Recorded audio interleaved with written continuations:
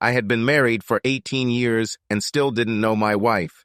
It was probably my fault for not trying harder. We seemed to get along great, but there was no real connection between us. I never considered her the love of my life, and I had a feeling that the feeling was mutual. But we were compatible enough to have 3 teenage children. I worked in the claims department of a large auto insurance company. It was an office job with good benefits. In 3 years, I would have my pension payments.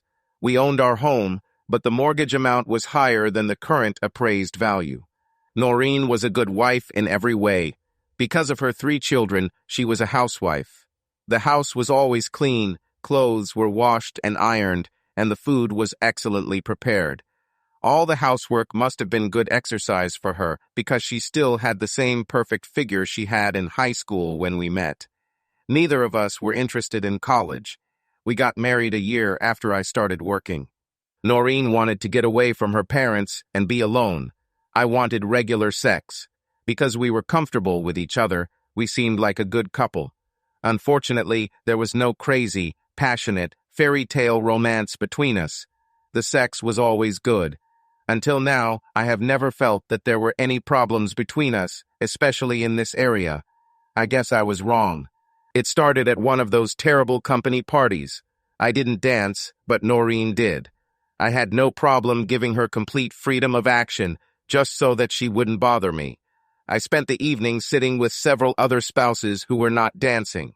Unmarried guys entertained their wives and unmarried girls on the dance floor almost all night. The only problem seemed to be that she danced with Dirk Franklin more than I thought was necessary. He was a good dancer, but also a talkative womanizer. Several times during the evening, I lost sight of Noreen for a few moments, but she always reappeared. It wasn't the most fun night for me, but it was a sacrifice I made so my wife could cheer up a little. The most enjoyable sex will be when we return home. A little booze had a big impact on her behavior in bed. It made the time spent at the party more bearable. That evening was especially pleasant. On Monday morning at work, all this disappeared. For the first few hours, everything was fine, but then I started noticing that some guys were glancing in my direction, and some were giggling. I took a closer look and found Dirk chatting casually about his recent conquest. Twice he looked in my direction and smiled, or should I say, smirked at me. Dirk and I are not very close. I don't like this guy, and I didn't appreciate what he did. Just before lunch, I managed to corner one of my most trusted colleagues in the copy room. "Barry, what the hell is going on with Dirk? If that son of a bitch smiles at me again, I'll punch him. I'm not sure if it's true or not, John, but he's bragging to everyone that he fucked Noreen on Saturday night." This is bullshit. Noreen would never let him near her. I thought so, but he has panties that he claims belong to her. He shows them to all the guys and even lets them smell them. How could he get her panties? It does not make sense. John, he claims she gave them to him after he had sex with her in one of the hotel conference rooms. You saw them? Yes. They were silk, gray or silver color. Thank you, Barry. Don't tell anyone anything. I owe you. If Barry had said the panties were red or black, I would have laughed it off. But I was there when Noreen got dressed for the party. She put on her favorite silver silk lingerie set.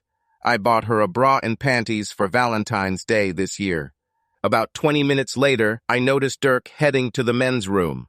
This morning, he drank a lot of coffee. I walked right behind him. I'm not a fan of talking on the playground. There was no way I was going to face Dirk and ask him or order him to stop spreading lies about my wife.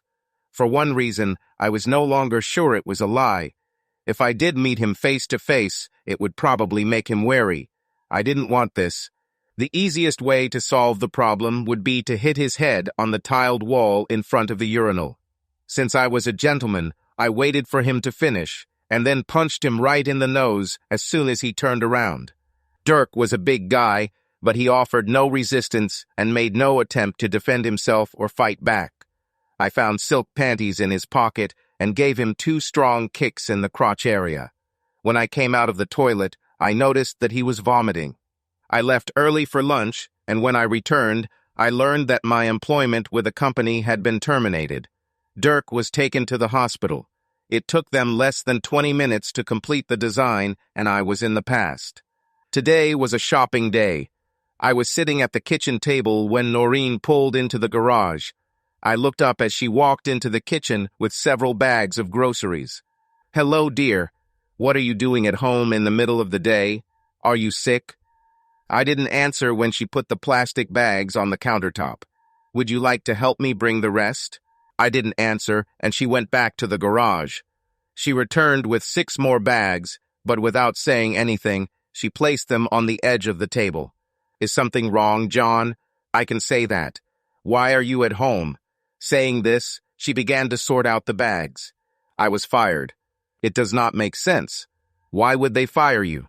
I sat and tried to figure out how to start a conversation. I'm not very sure about this. In the end, I just threw her panties across the table. Oh God, no. Seeing them, Noreen sat up and grabbed her head with both hands. And no, this can't be. I saw my wife start crying. It wasn't a moan or a lament, but something in between. "Can you explain this to me?" After my question, the crying seemed to intensify. She lowered her head onto the table, and all I could hear was her quietly muttering over and over again. No. I waited patiently for almost a minute. My wife tried to wipe the tears from her face and then looked at me. "I'm sorry, John. Really sorry. It was a mistake. I drank too much and made a mistake." "Bullshit. You weren't that drunk. You knew exactly what you were doing, didn't you?" "No, John. You have to believe me. It was a mistake, a terrible mistake. There's nothing between me and Dirk.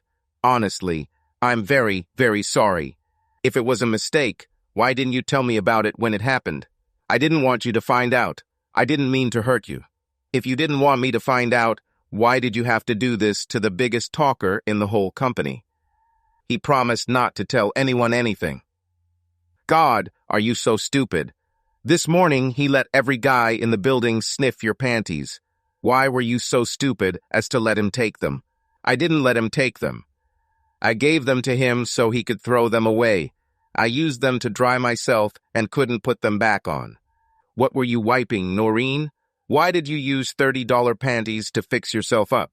John, I'm sorry. This shouldn't have happened.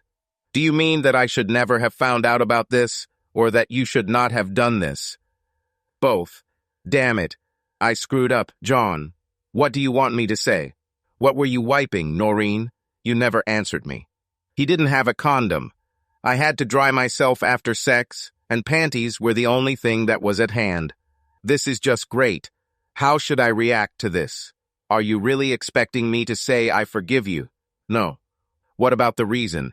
Can you give me a reason why you did it, and not talk nonsense about how you were drunk? I don't buy that for a minute. No, I wasn't that drunk. Dirk and I had a good time all evening. He is a good dancer and a very funny person. He knows what to say to a girl, something that makes you feel good. So you two just wandered into one of the empty conference rooms and made mad, passionate love. No, everything was wrong. How was it? Don't make me do this, John. Don't make me talk about it. Answer, it happened quickly. I didn't understand anything from this. He poked me, and it was over, just like that. It took me longer to get myself in order. That's why you have me, isn't it? What do you mean? You understand perfectly well what I mean. What was the first thing you did when we got home? Tell me, Noreen. What did you tell me to do when we were in the bedroom? No, John. It had nothing to do with what Dirk and I did. Honestly. Bullshit. That must have really turned you on. It wasn't enough that you slept with him, but when you came home, you demanded sex. You didn't take a shower. You didn't even wash your face. I feel sick just thinking about it. I caressed you there after him. Do you really think I can forgive you for this? That wasn't the point, John. I was damn horny. Dirk didn't give me any pleasure. You always do this. All I could think about was getting home and getting you into bed. I wanted you, John. I needed you. Sorry, but I don't see it that way. John, you're making a mountain out of a mountain. It didn't mean anything. This means nothing. We can survive this. Noreen, do you really think it was nothing? I lost my job. I lost my pension. I lost my wife and children. I guess it meant nothing to you, but to me it meant everything. My wife just sat there and looked at me as I stood up from my chair. I have to leave now. The police will probably be here soon. I don't want to talk to them now. Why are the police coming? What else is going on, John? I'm afraid I offended your lover a little when I gave you back your panties. That's why I was fired. I'm sure the police have already received a statement from Dirk. Heck, I'll spend a couple of months in jail just so you can get a minute of sex. Thank you so much, dear. Where are you going? What should I do now? I don't know where I'll be. I loaded all my things into the car while you went shopping. I'll call you later. She looked like she was about to turn the plumbing back on. I turned around before walking out the door. I leave it to you to explain what happened to the children. If you lie or twist the truth, I can guarantee you will regret it. There was enough money in the bank accounts to last at least 6 months. Before leaving town, I paid off all my credit cards and canceled them. She could spend the money however she wanted or was forced to, but I didn't want to run out of money. I was sure that she would take care of the children. They'll graduate from school for the summer in a couple of weeks. I didn't know if this would make Noreen's life easier or more difficult. I had no idea what I would do when the money ran out. I wasn't even sure if I would be able to get unemployment benefits since I was fired for cause. The first night I stayed with my brother in Schuylkill-Haven. He had a small apartment and was more than willing to shelter me under his desk until I found something permanent. The next day, I moved into a small, furnished one-bedroom apartment that included utilities.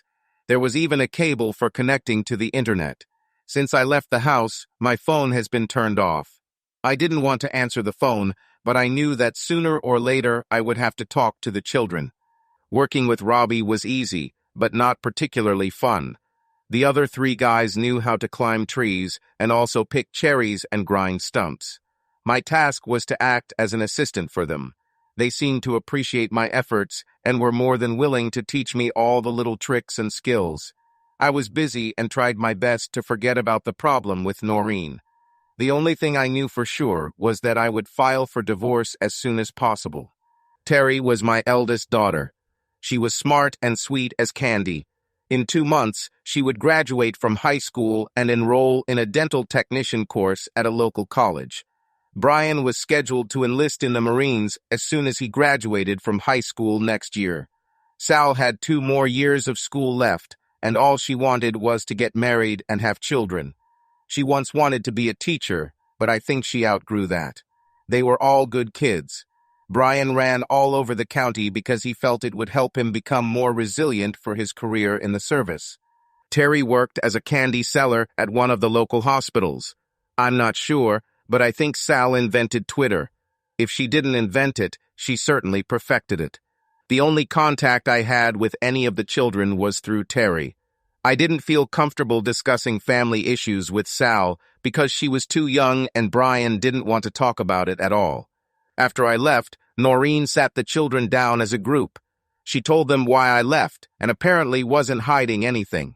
Brian immediately left the room and did not speak to his mother again. Sal just sat there and cried. Terry was the only one of the 3 who was ready to have any conversation about the breakup. Noreen refused to tell Terry why this happened. She just talked about it without going into details. I filed for divorce and everything went wrong. Terry called me and told me that their mother had started leaving the house in the evenings several times a week. She usually came home drunk. Terry said it started right after the divorce papers were filed. The children did their best to avoid Noreen, but her actions still had a negative impact on the family as a whole. As far as Terry knew, there was no male involvement.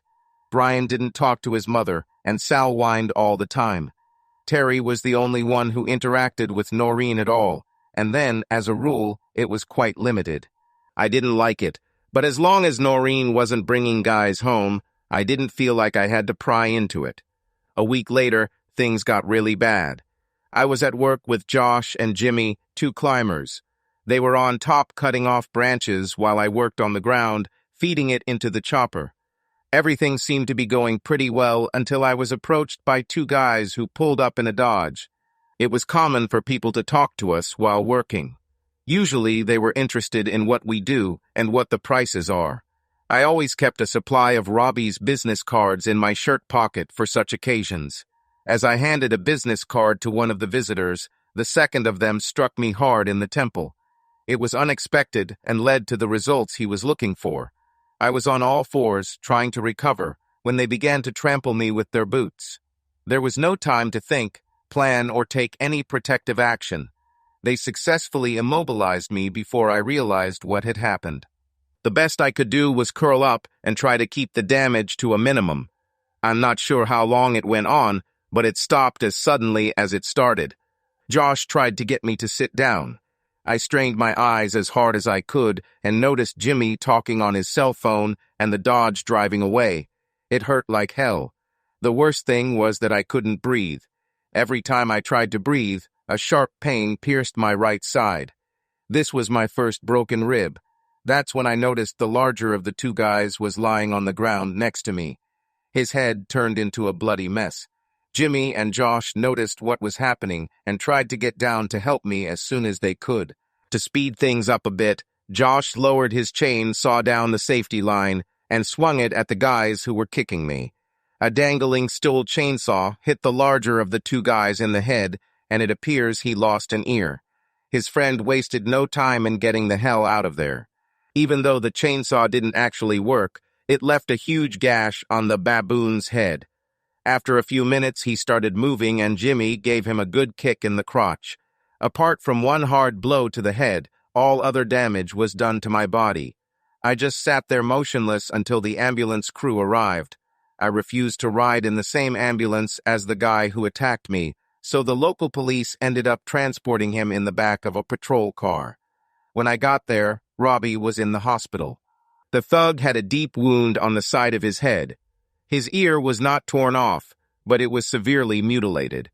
I didn't feel too bad, but the doctor and Robbie insisted that I stay the night. The cops caught the second thug in the Dodge before he had even driven 10 kilometers. After eating a mediocre dinner, I settled down for the night, but not for long. It was almost 1 in the morning when my cell phone rang. Who the hell could be calling me at this hour? In fact, who would even call me? Dad. This is Terry. We have a problem, and we need your help. I don't think I can help you right now, but what the hell is so important that you call in the middle of the night? Mom's in jail, and someone needs to post bail for her. Why is she in prison? She crashed the car and was arrested for drunk driving. Is she all right? Was she unharmed? Not really, but the car is in pretty bad condition. It destroyed about 6 parked cars before crashing into a fire hydrant. Was she alone? Yes. I don't know anything else. She will not be released until some form of bond is posted. I didn't know what else to do, so I called you. Terry, we have a small problem. I'm not at home right now. I'm at Pottsville Memorial Hospital. Today I was injured at work, and the doctor wanted to keep me overnight. I'm fine, but I can't leave. Maybe you should call your Aunt Sarah. She'll probably be more than happy to help your mother. What's happened?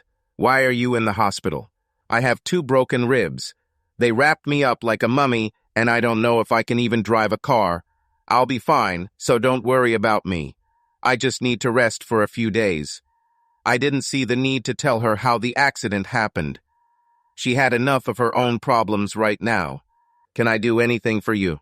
Let's see if you can find out a little more about what happened to your mother. I'm just a little curious. Fine. I'll call you tomorrow afternoon and see how things are going. Robbie drove me to my apartment and put a few microwavable meals in the freezer. I asked him to buy me a couple of packs of beer, but all I got was some Coca-Cola. I could move fast enough to go to the toilet and feed myself. Unfortunately, I was forced to watch the Adam Sandler Film Festival all day. Just before dark, Terry called. Noreen was drinking with some people who worked at my former company. I thought it was interesting since I don't work there anymore. I had no idea she had any friends who worked there other than Dirk.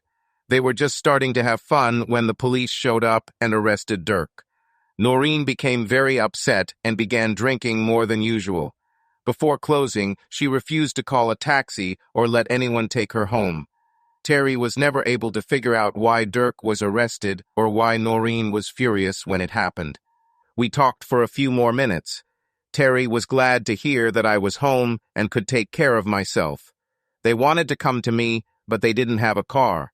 Sarah posted my wife's bail, but Noreen didn't come home. Terry gave me Sarah's phone number. "Sarah, this is John. What the hell is going on? Your wife is a mess, John, and it's your damn fault." "Wow. Wait a minute, Sarah. Why is it all my fault? You left her, that's why. You left her with 3 children and just ran away. Who the hell do you think you are? Come on, Sarah. You know me better than that. Why did I have to just get up one morning, quit my job, and leave my wife and kids? Does this make any sense to you? Noreen said you were fired and that you were taking it out on her. Did she say why I was fired?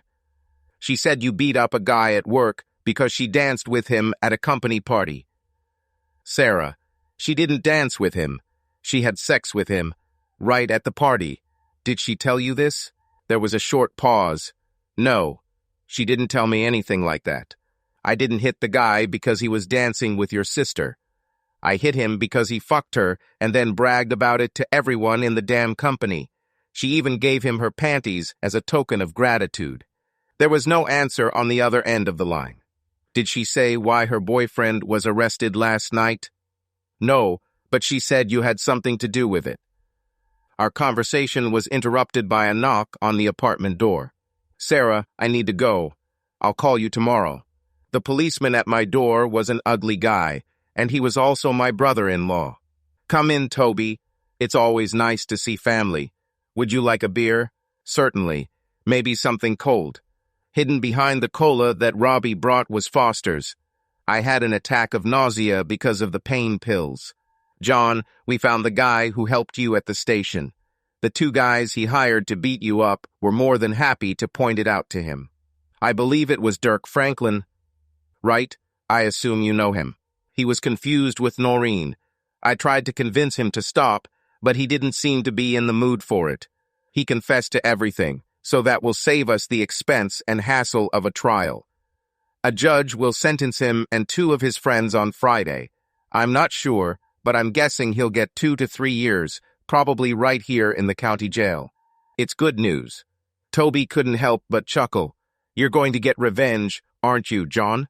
I hope for the help of several friends. You're not going to get me into any trouble, are you?" "It sounds like you volunteered to help, Toby." "You can interpret it this way. I have to go. If you want to talk to this guy, he's being held in the city jail until sentencing. I'll come by tomorrow morning. By the way, how is Sally? Are you looking after my sister? I think it's the other way around. She cares about me." The hardest part of getting to the police station was getting in and out of the truck. I didn't know what was worse, being tied up like a mummy or not being able to bend over. When I walked into the room, Dirk had a huge grin on his face. "Looks like you're a little sore there, Mr. Esterly. Did you trip over a tree branch?" He seemed to like the grimace on my face when I sat down. "Welcome to Schuylkill County, Dirk. This is my territory, and I will make sure that you have fun while you are here." "I don't think so, John. I'm leaving here on Friday on bail." "Was it worth it? Not because of sex with your wife, but because I saw you tied up like a turkey. Looks like you've lost your job and your wife. Was it worth it for you?" I didn't understand the question. "I've never done anything to you that you didn't deserve. You should have just left it alone. I was better than you, and I still am. I think my wife thought so too. Well, now she's all yours. I hope you like it." "Oh, I'll do that. By the way, since you left, I've enjoyed it 3 times. One time it was at home in your bed while the kids were at school. You really pissed her off when you handed her the divorce papers. That son of a bitch did everything he could to piss me off. If the judge decides to let him serve his sentence in state prison, it will be more difficult for me to pay him back. The Dawes office was on the 3rd floor, and the old courthouse did not have an elevator. Not entirely wheelchair-friendly. Looks like one of the charities should have taken care of this by now. John Esterly, I heard that you are back in town. Elizabeth Vargas graduated first in our class. She attended Pennsylvania State University on a full scholarship and received a law degree. She married the captain of the football team, who was the only guy in our class to go to the United States Air Force Academy. They were the perfect couple, except that Captain Philip Vargas died in a car accident after they got married 10 years ago. The next 5 minutes were filled with chatter about the good old days. I felt awkward talking to her. She belonged to the elite, and I was one of the minor players. I smiled and tried to be polite. I was looking for a graceful way out. Well, it was nice talking to you, Elizabeth. I recently returned to the city and heard that you work here. I just wanted to say hello. Smiling embarrassedly, I stood up to leave. Sit down, John. The polite chatter is over. You're here because of Dirk Franklin, aren't you? Yes, but when I saw you here, I decided that this was not a good idea. I felt like a beached whale trying to get back into the water. I was assigned this case, John, so I know a little about what's going on. Everything is clear as day. He's going to jail. What did you want to talk about? I think that's all. I just wanted to make sure he gets what he deserves. Elizabeth Vargas leaned back in her chair and smiled at me. It was kind of funny because usually you imagine big, strong guys doing it. You're starting to piss me off, John. I do not like it. I found myself fiddling with my fingers and looking at the floor. I didn't feel comfortable discussing this issue with a woman, especially one like Elizabeth. She wasn't going to let this go unnoticed. Dirk Franklin hurt me a lot. Because of him, I lost my job, my wife, and my children.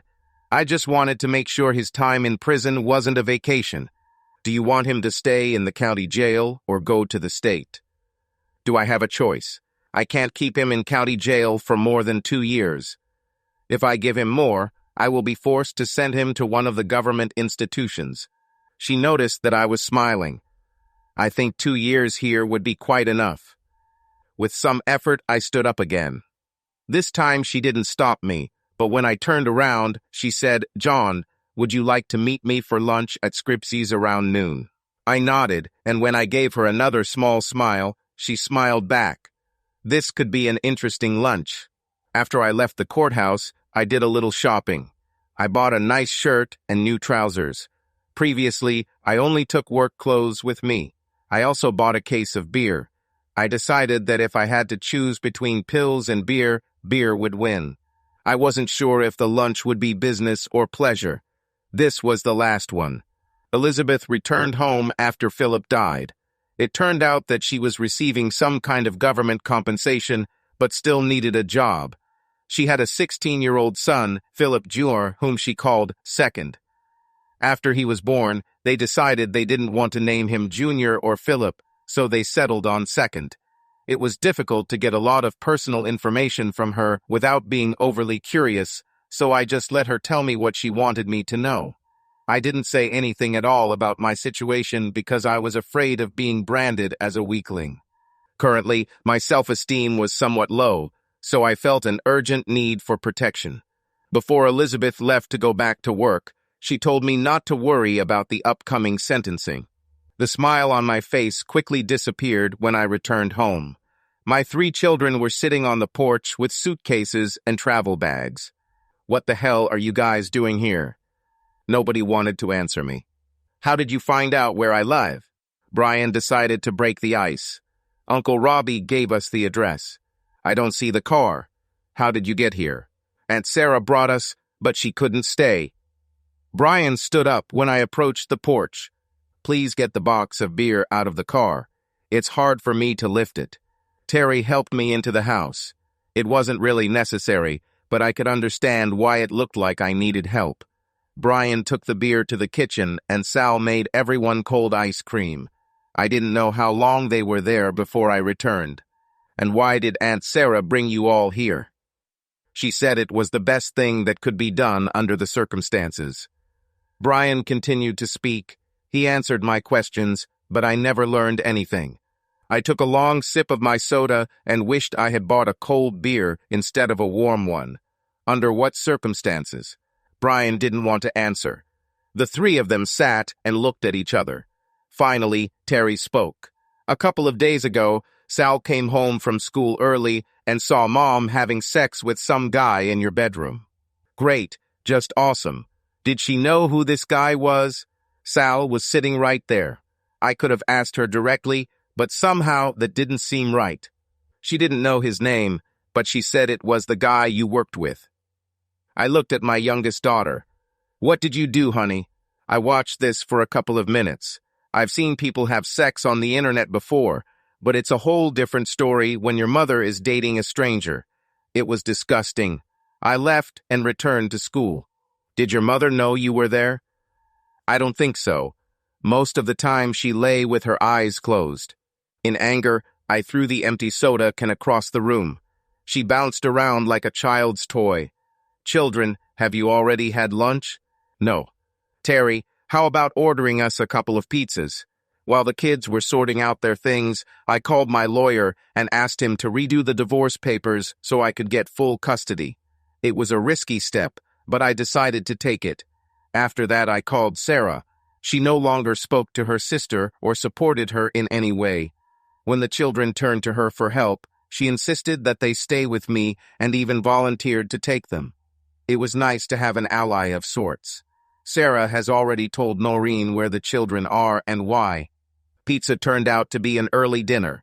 We talked a little about other things, and then everyone left me alone and went to bed. In the back of the refrigerator, I found another cold Foster. The fresh ones were great, but they were still better cold. I took a painkiller pill along with the beer, hoping it would knock me out. It worked. Friday arrived, and the verdicts were announced. Dirk was given only a year, but he will have to serve it in the county jail. He is likely to be released in 6 months. Normally, this would be a good thing, but not in Dirk's case. His 2 thugs each received 6 months, minus time served. Sometimes I don't understand the justice system, but overall I was happy with the outcome. Saturday turned out to be busy. The whole day was spent getting the children settled.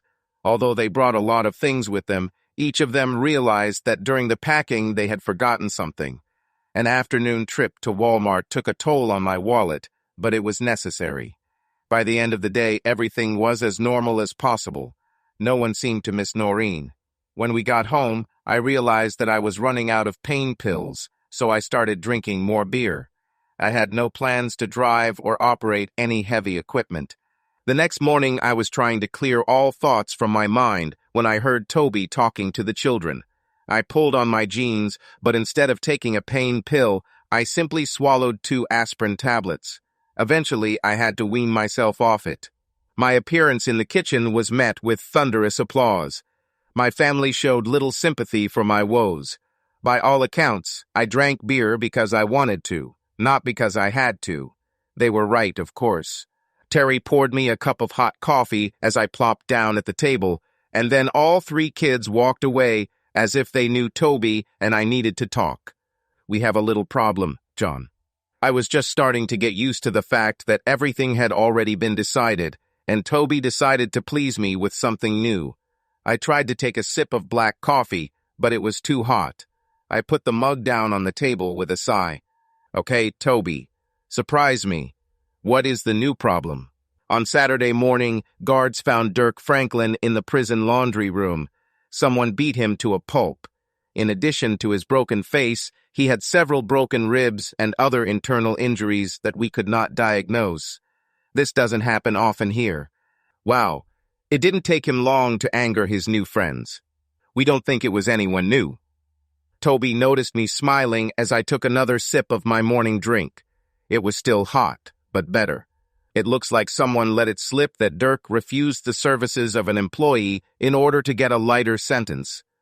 Although his thugs received less time than he did, they were not very happy about the news.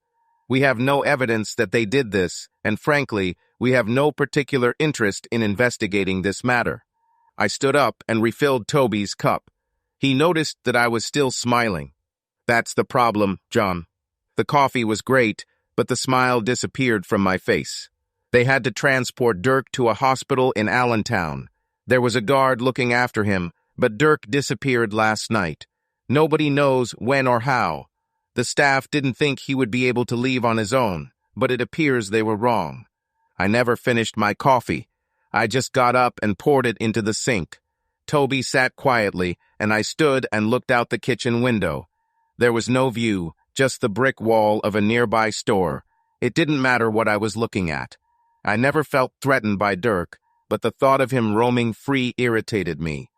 A few moments later, I heard my brother-in-law get up from his chair. "John, I will keep you informed of what is happening. If I find anything, I'll let you know." I was still staring at the brick wall when I heard the back door close. "Dad, would you like me to make you some scrambled eggs?" "That would be great, Terry. Let me take a quick shower first." That same day, I called Sarah. She had never heard of Noreen and had no idea where she might be. I didn't know if this was good news or bad. Life began to get better. My injuries healed quickly. I took a job with a small company in Tamaqua where I had an easy commute. The children had no problems settling in. We started spending more time with Elizabeth and her son. Second and Brian seemed to hit it off, and I think I saw Terry glance at him a few times. Although I spent most of my time with Elizabeth at public events and with our families, we also began having a few formal dinners and going to the movies from time to time. Every 2 weeks, I asked Toby to deliver a couple of packs of cigarettes to the guys who beat me. There were never any conversations between us, but there was mutual understanding. Toby said they seemed to understand what the hell I was doing. If everything works out the way I hoped, it will be worth the money spent. Cigarettes were not cheap. Sarah and I never heard from Noreen. Did she go back to Dirk or somewhere else? And then one day 2 of my opponents were released from prison and quickly disappeared. 3 months later, I received notice that my divorce was final and that I received custody of Brian and Sal. Terry was no longer considered a minor. She attended dental technician school in Reading. Elizabeth and I began to spend more time together. While all this was happening, I still couldn't help but think that Dirk Franklin was hiding somewhere nearby. Does he still harbor some grudge, or has he already retired? I could never be sure, and it constantly bothered me. I took a job with a small independent auto insurance company in Pottsville. 6 months later, Elizabeth and I were quietly married. The only condition of our marriage was that she should keep her old surname Vargas. She had several reasons for this, and I couldn't blame her for it. Elizabeth learned that Noreen worked and lived at the Salvation Army in downtown Philadelphia. Although we never saw her again, she began sending the children birthday cards. Then I started receiving postcards. They came at different times. On Flag Day, Veterans Day, Arbor Day. They always said the same thing. "Thinking about you, DF." Of course, I showed them to Elizabeth, but we still didn't understand what to do with them. They were brought from various places on the East Coast. At first I threw them away, but as more and more of them appeared, I became more and more worried. Dirk Franklin was like a cockroach that I had no idea how to get rid of. Elizabeth did everything in her power to keep me under control. I appreciated her support, but I felt helpless.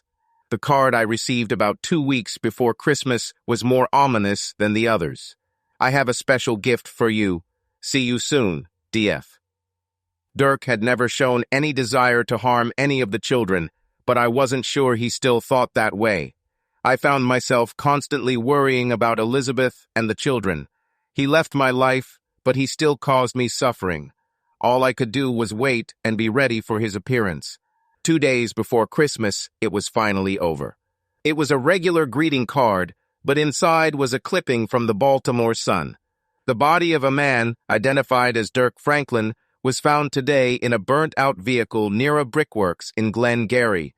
Police were unable to determine the true cause of death due to the condition of the body. The postcard was not signed. It simply said, "Thanks for the cigarettes.